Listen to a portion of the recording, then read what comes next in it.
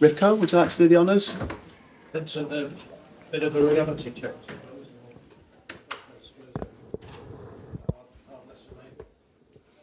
No, for it to be a reality check, it would have been something that I've spent 11 years of my life in the Premier League, so I have a pretty good understanding of what the level is, and I don't think anyone is naive going into this division. We know it's a challenge, and if you look at the total amount of points that the promoted teams have got so far this season, you realise obviously that every game is going to be tough, but this one was no different. Quality side, lots of attacking threat, and at times, especially in the second half, more than the first half, the second half, at times we had a period of time where we weren't able to compete, and probably either side of that period there's some positives, but not enough to compete with that level of teams at the moment.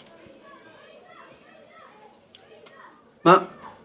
How concerned are you defensively with 11 goals conceded so far?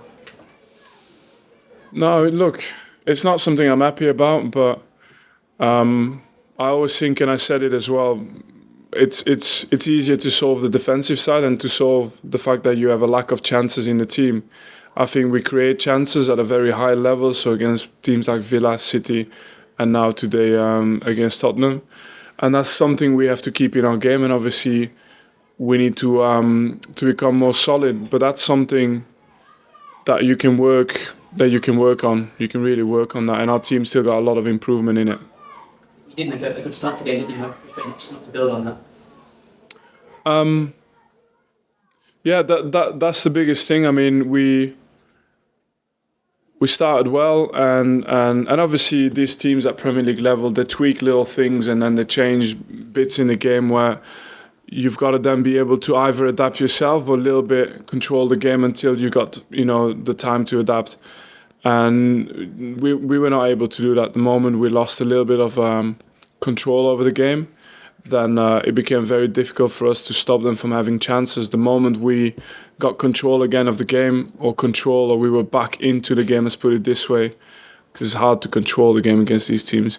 Then we looked like we were able to defend, and we looked like we were able again to create some more chances. But it's just difficult. It's a high level of opponent that you face, of course. Luka Kolia showed quite a bright spark. How impressed were you with him and taking up the knock toward the end? Cramps, I think he ran his socks off, just like the majority of the team. Thanks, Matt. Andy? How do you go about making those improvements? Is the international break coming up now really important to get that time on the training pitch and in the video room, I guess? Yeah, I think,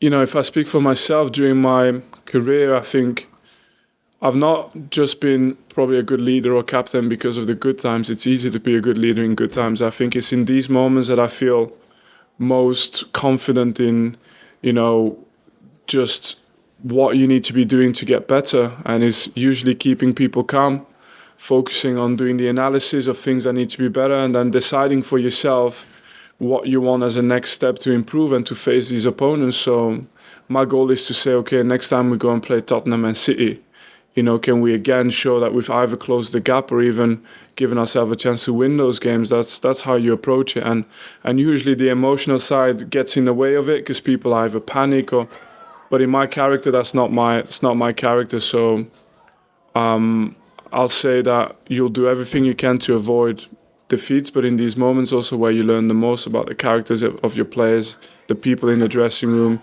about how your team can respond and get better. How important is it to stick to the principles? Because I guess, you mentioned panic there. I think people would think, well, do you need to be more solid? Do you need to put more defence into teams, stuff like that, or play a different way? How important is it to stick to your principles? Yeah, I think it's not this. I think you get a person. I think as a coach, by just the name of the coach, you kind of get what that person is, and so this is something that I can't change. It's not in my nature. And as well, we've had success, so we can never forget this. And like I said before, to make adjustments, that's something different. But if you look at teams that have been successful and unsuccessful over the years, I mean, you know, it's always the same in football. Once something doesn't work, you do the exact opposite, and when that doesn't work, you go and do the opposite again. So it's the opposite of my character, that as well. Thanks, Andy. Smudge, Mike, Ken, happy? Good, thanks. Great. Thank you, guys. everyone. Take care.